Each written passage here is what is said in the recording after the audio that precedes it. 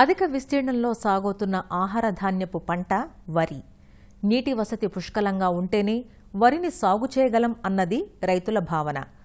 సాగునీటిని వరదలాగా పారించినప్పుడే వరి పంట పండుతుందన్న రైతుల అపోహలను తుడిచిపెడుతూ పరిమిత నీటితో, తక్కువ పెట్టుబడులతో, తక్కువ విత్తనంతో అధిక దిగుబడులు పొందేందుకు అందుబాటులోకొచ్చిన సేద్య పద్ధతే శ్రీ.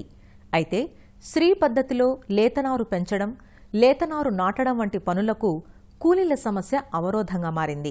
అయితే వరి నాట్లు వేసే యంత్రాల ద్వారా నాటు పనులను సులభతరం చేసుకోవచ్చు.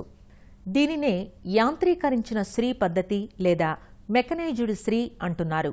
మరి నాట్లు వేసే యంత్రం ద్వారా శ్రీ వరిని ఎలా సాగు చేయాలి అన్న వివరాలను తెలియజేస్తున్నారు ప్రొఫెసర్ జయశంకర్, తెలంగాణ రాష్ట్ర వ్యవసాయ విశ్వవిద్యాలయం పాలెం వ్యవసాయ పాలిటెక్నిక్ కళాశాల వైస్ ప్రిన్సిపల్ డాక్టర్ నీలిమ.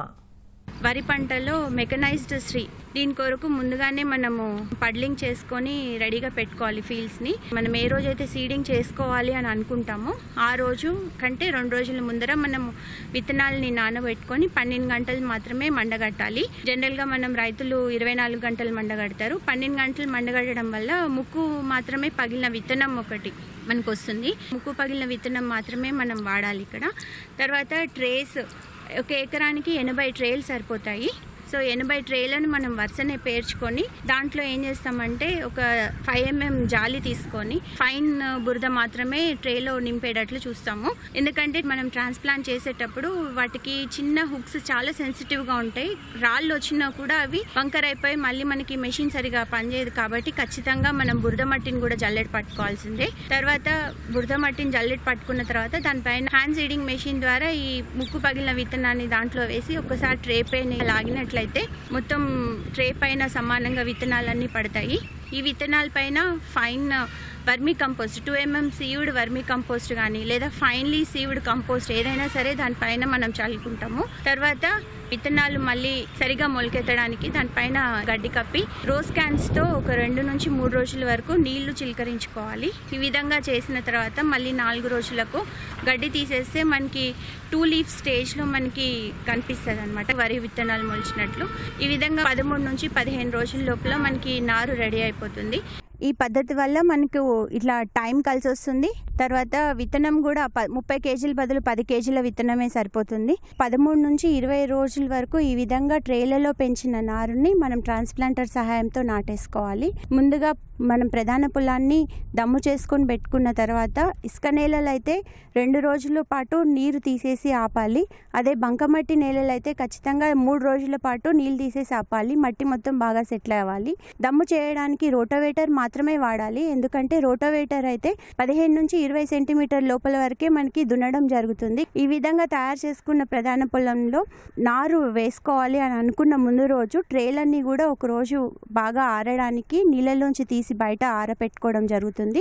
తర్వాత రోజు మనం ట్రాన్స్ప్లాంటర్లో యాన్మా ట్రాన్స్ప్లాంటర్ అయితేనేమో 8 వరుసలు ఒకటేసారి వేసుకోవడం జరుగుతుంది. ఇందులోనేమో డీజిల్ మనం వేస్తాము. ఇంకొకటి కుబోటో ట్రాన్స్ప్లాంటర్ ఉంది, 6 వరుసల ట్రాన్స్ప్లాంటర్.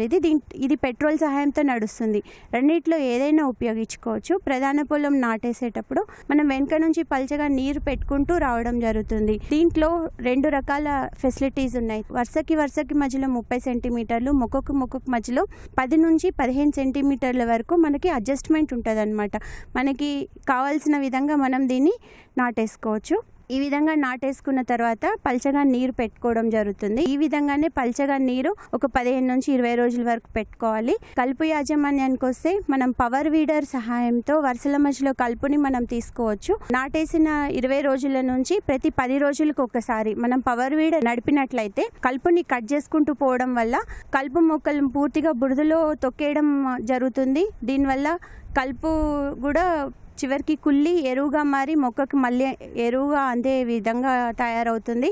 అలానే వరి మొక్కలు కూడా ఈ వేర్లు కొంచెం లైట్గా కట్ అయ్యి కొత్త వేర్లు రావడం జరుగుతుంది. కొత్త వేర్లు రావడం వల్ల అది నీరు పోషకాలు అధికంగా తీసుకోవడం వల్ల అధిక పిలకలు కూడా వేసుకోవడం జరుగుతుంది. ఒకసారి పవర్ వీడర్ నడిపిన తర్వాత మనం ఎరువు కనుక వేసుకున్నట్లయితే అత్యధిక పిలకలు కూడా నమోదు చేయడం జరిగింది. పవర్ వీడర్ అందుబాటులో లేనప్పుడు మనం కలుపు మందులు కూడా వేసుకోవచ్చు. ప్రెటిలాక్లోర్ 1/2 లీటర్ 1 ఏకర్కి మనం 20 కిలోల పొడి ఇసుకలో కలిపి కూడా చల్లుకోవచ్చు.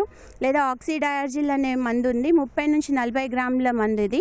ఇది కూడా 20 కిలోల పొడి ఇసుకలో కలుపుకొని నాటిన 3 నుంచి 5 రోజుల్లో మధ్యలో వేసుకున్నట్లయితే మనం కలుపుని సమర్థవంతంగా మనం అదుపులో ఉంచుకోవచ్చు.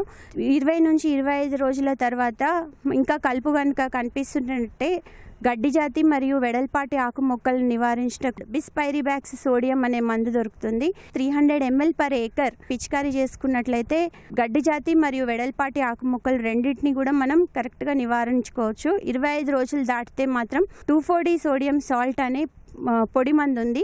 అది మాత్రం వెడల్పాటి ఆకు మొక్కల్ని మాత్రమే నివారిస్తుంది. ఈ విధంగా మనం కలుపు యాజమాన్యం కూడా పవర్ వీడర్ లేకపోతే కలుపు మందుల సహాయంతో కూడా మనం కలుపుని నివారించుకోవచ్చు. పానికల్ ఇనిషియేషన్ స్టేజ్ అంటాం, లేదా పొట్టవచ్చు దశ అంటాము. ఆ సమయంలో కూడా యూరియా, పొటాష్, ఒక బస్తా యూరియా 25 కిలోల పొటాష్ కనుక వేసుకున్నట్లయితే మనకి మంచిగా దిగుబడి కూడా రావడం జరుగుతుంది. ఈ పద్ధతిలో మనము 15 రోజుల వయసు నారినే నాటుతున్నాము. అలానే మామూలుగా చేత్తో నాటే పద్ధతి కంటే కూడా ఈ పద్ధతిలో మనకి 10 రోజుల ముందరే పంట చేతికి రావడం కూడా జరుగుతుంది. అధిక దిగుబడి కూడా నమోదు చేయడం కూడా జరిగింది.